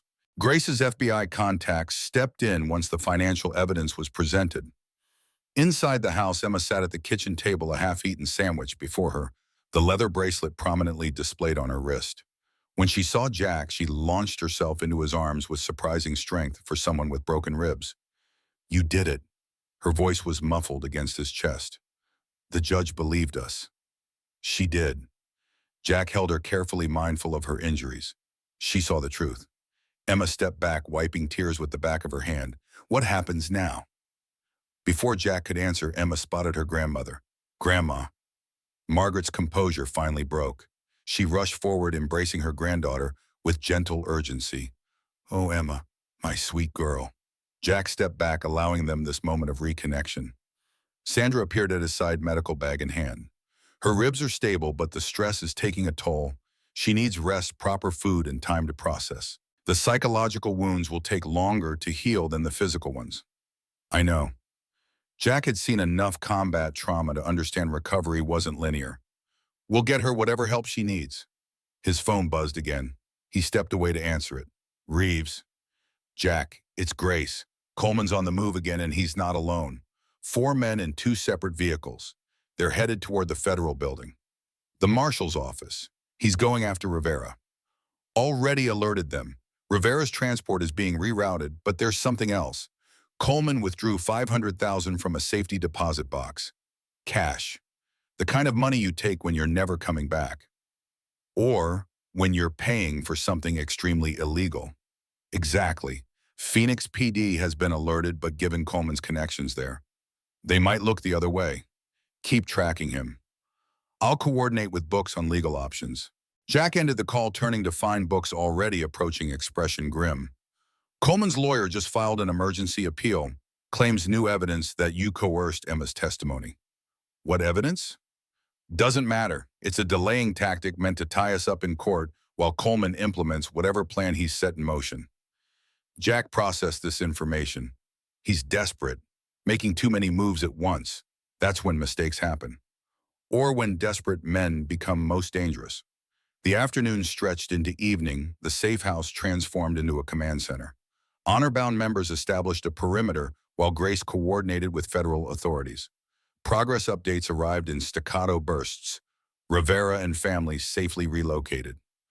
Coleman's contractors identified, former special forces, now private security. Motion for emergency appeal denied by appellate judge. Coleman spotted at private airfield outside Phoenix. This last update triggered immediate action. Jack gathered his core team in the living room away from Emma and Margaret. He's planning to flee the jurisdiction. Once he's out of the country, extradition becomes complicated, especially with his financial resources. Ghost, who'd returned from surveillance, nodded. Charter Flight filed a flight plan for Mexico, departing in 90 minutes. "We need to stop him," Doc said. Legally, Books emphasized. "If we interfere directly, we jeopardize everything we've won today." Jack paced the room, strategizing. FBI has jurisdiction over flight risk in potential federal cases. "Grace, what's their position?" "They're mobilizing, but bureaucracy moves slowly. Coleman knows this. It's why he's accelerating his timeline. Then we need to slow him down without directly engaging." Jack turned to Ghost. "I need surveillance at that airfield. Every entrance, every approach. If Coleman arrives, I want to know exactly who's with him, what vehicles, what weapons." "On it." "Doc, coordinate with local honor-bound. I want a visible presence near the airfield, not blocking access, just enough to make Coleman nervous." "How many?" 20 riders. Civilian clothes, no patches, no weapons. Just watching. Legal surveillance of a public area." Books nodded approval. "That's within bounds. Meanwhile, I'll coordinate with the FBI through Grace. If they won't move fast enough, we feed information to local news outlets. Coleman hates publicity. It might force him to change plans." As the team dispersed to execute their assignments, Jack found himself momentarily alone. He stared out the window at the desert landscape, the setting sun painting the mountains blood red. Coleman had murdered multiple wives, abused Emma, corrupted fellow officers. Jack had faced terrorists and warlords who operated with more honor. Sandra found him there, her medical training making her attuned to the subtle signs of exhaustion. "When did you last sleep?" "Sleep's overrated." "Medical science disagrees. She handed him a steaming mug of coffee nonetheless. Emma's resting. Margaret's with her. The girl's tougher than she looks. Like her father. Sandra nodded. I heard you tell her about Steve yesterday. She needs those stories, Jack. Needs to know where she comes from. If we get through this, she'll hear all of them. When, not if. Sandra's confidence was unwavering. We've got 93 reasons why Coleman won't win. Jack's phone rang ghost. Coleman's arrived at the airfield. 4 vehicles, heavily armed escort. At least 8 men plus Coleman. FBI status. En route, but at least 15 minutes out. Coleman will be airborne before they arrive. Jack made his decision. Implement thunderclap. You sure that'll burn bridges with local law enforcement? Some bridges need burning. Do it. 5 minutes later, Jack watched through binoculars from a distant ridgeline as the plan unfolded. 20 honor-bound riders materialized on the access roads surrounding the private airfield, their presence drawing immediate attention. Simultaneously, 3 news vans arrived, alerted by anonymous tips about a major drug bust at the location. Coleman's security detail reacted predictably, confusion followed by heightened alert. The delay was minimal but precious, enough for Doc to implement the second phase, an anonymous call to airport security about an unidentified package left near the charter plane's hangar. Standard protocol required inspection before any flight could depart. More delay. Through the binoculars, Jack watched Coleman gesticulating furiously at the security personnel, his careful composure finally cracking. When 3 Phoenix PD cruisers arrived, responding to the news of potential criminal activity involving one of their own, the trap was complete. Coleman now faced an impossible choice: confront the officers and risk immediate arrest based on the morning's judicial findings, or abandon his escape plan. He's turning back, Ghost reported via radio. Convoy returning to the city. Stay on him. He'll have a fallback position. Jack returned to the SUV where Books waited. Coleman's escape temporarily foiled, but he's still dangerous, possibly more so now that he's cornered. The FBI has formal jurisdiction now. They've frozen his known accounts based on Grace's evidence. His known accounts. A man like Coleman always has resources we haven't discovered yet. As they drove back toward the safe house, Jack's instincts prickled. Coleman had been too easily deterred. A man with military-grade contractors and offshore millions wouldn't abandon his plans because of a few news cameras. Call Doc, he told Books. Full security check at the safe house. Now. Books made the call, his expression changing as he listened to the response. Doc says all clear, but there's something else. Emma's been asking to return to Coleman's house. Why would she want that? Something about evidence she hid there. Something that could prove Coleman killed her mother. Jack accelerated, pieces falling into place. Coleman's not running, he's hunting. He knows Emma has something incriminating. At the safe house, they found Emma sitting with Margaret and Doc in the living room, her expression a mixture of determination and fear. I need to go back, she said the moment Jack entered. Just for 10 minutes. Absolutely not. Coleman could return there any moment. You don't understand. After Mom died, I found her diary. She'd been documenting everything: the missing money, the threats, even pictures of bruises he gave her. I hid it where he wouldn't look. Where? In the air vent in my closet. Mom showed me the spot when I was little. Said if I ever needed to hide something special, that was the place. Coleman doesn't know about it. Jack exchanged glances with Books. That diary would be powerful evidence. Too risky, Doc countered. Coleman will have the house watched. Emma stood wincing at the pain in her ribs. Then he'll destroy it once he realizes I'm not coming back. Everything Mom documented will be gone. The room fell silent, the weight of decision heavy in the air. Finally, Jack spoke. We'll retrieve it, but you're staying here. But no negotiation on this, Emma. Coleman wants you back for a reason, and it's not fatherly concern. Ghost Wheels, you're with me. Minimal team, stealth entry, and exit. Margaret took Emma's hand. Jack knows what he's doing, sweetheart. Trust him. Emma reluctantly nodded. The vent is behind my dresser. You have to move it and then unscrew the cover. The diary is wrapped in a blue t-shirt. We'll find it. As Jack prepared for the operation, selecting equipment from Fortress Security's arsenal, Sandra approached. This feels like a trap. Almost certainly is. Then why walk into it? Because sometimes you need to spring the trap to catch the predator. Jack checked the magazine on his sidearm. Coleman's desperate, making mistakes. This ends tonight. The plan was simple but precise. Ghost would establish overwatch from a neighboring property. Wheels would handle transportation and emergency extraction if needed. Jack would enter alone. Fewer bodies meant less chance of detection. Night had fully descended when they approached Coleman's upscale suburban home. The street was quiet, lights glowing in neighboring windows, sprinklers hissing on manicured lawns. No obvious surveillance, which only heightened Jack's suspicion. Too quiet, Ghost murmured through the comm unit. I don't like it. Agreed. Proceed with maximum caution. Wheels maintain position at extraction point. Ghost get eyes on all approaches. Jack moved through shadows to the rear of the property. Coleman's security system was top of the line, but Jack had been defeating such systems professionally for decades. Within 3 minutes, he'd bypassed the alarm and entered through a service door. The house was dark, filled with expensive furnishings that spoke of status rather than comfort. Jack moved silently up the stairs, guided by Emma's detailed description to her bedroom. The room of a 14-year-old girl, but with a sterility that suggested Coleman's controlling influence. Few personal items, no posters or photographs. Nothing that expressed Emma's personality. Jack located the dresser, moved it carefully aside, and found the vent cover. 4 screws later, his flashlight illuminated the hidden cache, a fabric-wrapped package precisely where Emma had described. Package secured, he whispered into his comm, beginning extraction. Hold position, Ghost replied instantly. Vehicle approaching, black SUV lights off. Jack's muscles tensed. Occupants. Can't verify, stopping 3 houses down, 2 individuals exiting, moving on foot toward your position. Coleman. Negative visual confirmation, but movement patterns suggest professional training, military or law enforcement. Understood. Maintaining position. Jack quickly replaced the vent cover and moved the dresser back, but left the diary exposed for rapid retrieval if needed. He positioned himself in the shadows of Emma's closet, weapon ready, but not drawn. If these were innocent neighbors, he wouldn't frighten them unnecessarily. If not, the house's security system disarmed with an electronic chirp. Soft footsteps moved deliberately through the ground floor, then up the stairs.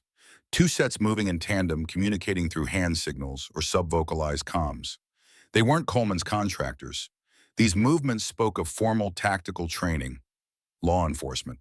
Ghost, what's your read? Phoenix PD Tactical Unit plainclothes. Possible internal affairs. Jack weighed his options. Being discovered in Coleman's house armed would play directly into the narrative Coleman was building, that Jack was dangerous, unstable, obsessed. The footsteps reached the hallway outside Emma's room. Jack made his decision. Ghost, I'm going visible. Have books on standby for legal intervention. Copy that. Wheels repositioning for emergency extraction if needed. Jack stepped out of the closet just as the bedroom door opened. 2 men in plainclothes, badges on chains around their necks, weapons drawn but lowered. Gentlemen, Jack said calmly, hands visible at his sides, I believe we have a mutual interest in Richard Coleman. The officers' weapons raised slightly, then lowered as they processed his non-threatening stance. Jack Reeves, the older officer stated, you're trespassing in a police officer's residence. I'm retrieving evidence of multiple homicides on behalf of a minor under my legal guardianship, as granted by Judge Blackwood this morning. The younger officer glanced at his partner. Captain, that matches what Rivera told Internal Affairs. The older man, the captain, studied Jack. Lieutenant Rivera's testimony triggered an internal investigation into Major Coleman's activities. We're here to secure potential evidence. Then it seems we're aligned. Jack gestured to the diary on the bed. That journal belongs to Lisa Parker. According to her daughter, it documents Coleman's threats and abuse prior to Lisa's death. The captain approached the journal cautiously. We'll need to log this properly. Chain of custody matters if we're building a case. I understand, but Emma Parker has legal right to her mother's possessions. I'd like to photograph each page before it enters evidence. The officers exchanged glances, calculating the bureaucratic and legal implications. We can do that at the station, the younger officer suggested. Proper documentation, witnesses. Jack's instincts flared. Who sent you here tonight? Standard procedure would be to secure a warrant first, especially for an officer's residence. The captain's expression shifted subtly. We received an anonymous tip that evidence was being removed from the premises. When? Approximately 30 minutes ago. Jack immediately activated his comm. Ghostful alert. Coleman knew we were coming. This is misdirection. Copy that. Wheels reports increased activity near the safe house perimeter. Multiple vehicles establishing surveillance positions. The realization hit Jack like physical impact. Coleman had sacrificed the diary, perhaps unaware of its specific contents, to draw Jack away from Emma. Captain, I believe Coleman is targeting my safe house. A 14-year-old girl's life is at risk. The captain assessed Jack's urgency, made a decision. Johnson, secure the evidence. Log everything by the book. He turned to Jack. Mr. Reeves, I'm accompanying you. If Coleman is orchestrating an illegal operation against a protected witness, that falls under our jurisdiction. They moved swiftly, Jack briefing the captain on Coleman's activities throughout the day. Ghost confirmed their fears, 6 vehicles now positioned around the safe house perimeter, coordinating through encrypted communications. Doc reports all security measures active at the safe house, but they're facing superior numbers. Coleman's contractors brought additional personnel. Jack accelerated through Phoenix's streets, the captain on the phone with dispatch requesting backup. But Jack knew timing was critical. Coleman's men were professionals. They wouldn't linger once they realized law enforcement was en route. How many honor-bound members can converge on the safe house in the next 10 minutes? Jack asked Ghost. 17 confirmed. Others mobilizing but further out.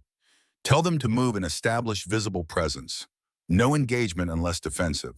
We need to stall until official backup arrives. The captain ended his call. Tactical units dispatched 8 minutes out. But if these are private contractors with military training, they'll extract before official response arrives, Jack finished. Coleman wants Emma silenced before her testimony can destroy him completely. The pieces aligned with terrible clarity. Coleman had orchestrated everything, the airfield diversion, the diary, all to separate Jack from Emma while preparing his final move. When they arrived at the neighborhood, honor-bound riders were already establishing presence, engines rumbling as they circled the block surrounding the safe house. Coleman's contractors had responded by accelerating their timeline, 2 teams converging on the house from different angles. Shots fired. Doc's voice crackled through the comm. East side of the house, suppressed weapons. We're returning fire defensive positions only. Jack abandoned tactical caution, racing the SUV directly toward the safe house, the captain bracing against the dashboard. Coleman's men won't expect direct confrontation, Jack explained. They're used to operating in shadows. And if Coleman himself is present, then he's mine. They rounded the final corner to find the safe house illuminated by muzzle flashes. Honor-bound members had established a perimeter defense using vehicles as cover. Coleman's contractors maintained disciplined fire from multiple positions. Their objective, clear breach the house extract or eliminate Emma. Jack spotted Coleman immediately directing operations from the relative safety of an armored SUV, radio in hand. The man who'd murdered multiple wives, abused Emma, corrupted his office, now orchestrating one final atrocity. There, Jack pointed. That's Coleman. The captain drew his weapon. Richard Coleman, you're under arrest for conspiracy to commit assault, obstruction of justice, and violation of a court order. Coleman turned, his expression shifting from shock to cold calculation as he registered Jack and the captain. He raised his radio to issue new orders, but the captain's shot shattered the device in his hand. Stand down your men, Coleman. It's over. Coleman's response was immediate and violent. He drew a service weapon, firing at the captain, forcing both men to take cover behind Jack's vehicle. Back up 3 minutes out, the captain reported, returning fire. We need to hold position. But Jack knew 3 minutes was too long. Coleman's contractors were professionals. They'd recognize imminent police response and either withdraw or accelerate to complete their mission before escape. I need to get to Emma. Too exposed. You'll never make it across that field of fire.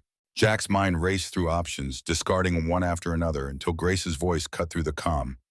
East side clear. Doc and Sandra have Emma and Margaret in the panic room. Coleman's men breached but couldn't access the reinforced door. Relief flooded Jack's system, quickly replaced by cold determination. With Emma secure, his priorities shifted. Coleman's the primary target now. Neutralize him, his contractors lose purpose and payment. The captain nodded agreement, tactical mind assessing the battlefield. His position is well defended, but he's effectively trapped between us and your people. Jack keyed his comm. Will you honor-bound focus fire on Coleman's position? Containment only. force him to withdraw toward our position. The strategy worked. Coleman's contractors, recognizing their primary mission had failed, began strategic withdrawal. Coleman himself, realizing his vulnerability, abandoned his SUV, moving toward a secondary vehicle. "He's running east," Jack reported, attempting to reach the construction site at the end of the block. The captain coordinated with approaching police units, establishing a closing perimeter. Coleman, sensing encirclement, made a desperate dash across an open area. Jack moved to intercept years of combat training, guiding his movements. Coleman saw him coming, turned to fire, but Jack was already inside his effective range. The impact drove both men to the ground, Coleman's weapons skittering across asphalt. "It's over, Richard," Jack said, restraining the struggling man. "Emma is safe. Your contractors are retreating. Police are arriving. There's nowhere left to run." Coleman's face contorted with rage and desperation. "You think this ends with me? There are others, people you'll never touch. They'll make sure you and that brat never testify." Big words from a man about to spend the rest of his life in prison. Jack tightened his grip as Coleman renewed his struggle. For Lisa. For all of them. Police cruisers converged on the scene, officers securing Coleman's contractors who hadn't managed to escape. The captain approached with handcuffs, officially taking Coleman into custody. "Richard Coleman, you're under arrest for conspiracy to commit murder, obstruction of justice, assault with deadly weapon, and about 20 other charges we'll sort out at the station." As Coleman was led away, the battle zone transformed back into a suburban street. Honor-bound members emerged from defensive positions, checking on each other, securing weapons. The neighborhood would never be the same, but neither would Emma's life. Jack keyed his comm. "Doc status. All secure. Emma and Margaret shaken but unharmed. Sandra's keeping them calm. Coleman's in custody. Police securing the scene. I'm coming in." Inside the panic room, Emma sat on a small cot, Margaret's arm around her shoulders. When Jack entered, Emma launched herself toward him, ignoring her injured ribs. "You came back." "Always will." Jack held her carefully. "Coleman's been arrested. His men captured or scattered. It's really over this time." Emma's tears soaked his shirt. Not tears of fear now, but release. 2 years of terror and abuse finally behind her. "Did you find Mom's diary?" "Yes. The police have it for evidence. It will help put Cole Whitman away for good." Margaret joined them, her own eyes wet with emotion. "Lisa would be so proud of you, Emma. So proud of your courage." Outside, the night gradually returned to normal. Police processed the scene. Honor-bound members gave statements, their presence officially acknowledged as civilian assistance in preventing a crime. Books arrived to manage legal implications, ensuring everything proceeded by the book. Dawn was breaking when Jack finally had a moment alone with Emma on the safe house porch. She wore the leather bracelet, prominently tracing the inscription with her finger. "What happens now?" she asked. "You get to live, kiddo. Real life without fear. School friends, normal teenage stuff. With you. If that's what you want, you and your grandmother both. I've got plenty of room." Emma considered this. "Will I have to testify against him?" "Probably, but not alone, never alone again." She nodded, processing everything. "Uncle Jack, do you think my dad would be proud of how I fought back?" Jack's throat tightened with emotion. "Steve would be beyond proud. You've got his courage, that's for sure, and your mother's determination." Emma leaned against his shoulder, watching the sunrise paint the desert landscape with gold and promise. "Semper Fidelis," she murmured, touching the bracelet. "Dad used to say that before he left for deployment. I remember that much." "Always faithful. You kept your promise to him." Jack put his arm around her shoulders, careful of her healing ribs. "And I'm keeping my promise to you. Whatever comes next, we face it together." Behind them, honor-bound members prepared for departure, their mission complete. 93 riders who'd answered the call without hesitation, who'd stood between a child and harm, who'd kept their own promise to a brother they'd never forgotten. Family wasn't always blood. Sometimes it was forged in combat, strengthened by shared purpose, defined by promises kept when it mattered most. As Phoenix awakened to a new day, Jack Iron Reeves finally felt the burden of 15 years lifting from his shoulders. Steve's daughter was safe. The promise was fulfilled.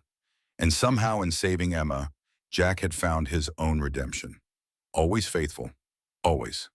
6 months later, the desert summer had given way to autumn, bringing crisp mornings and golden afternoons to Jack's lakeside property outside Tucson. The sprawling ranch house, once a bachelor's retreat, filled with silence and memories, now echoed with new life.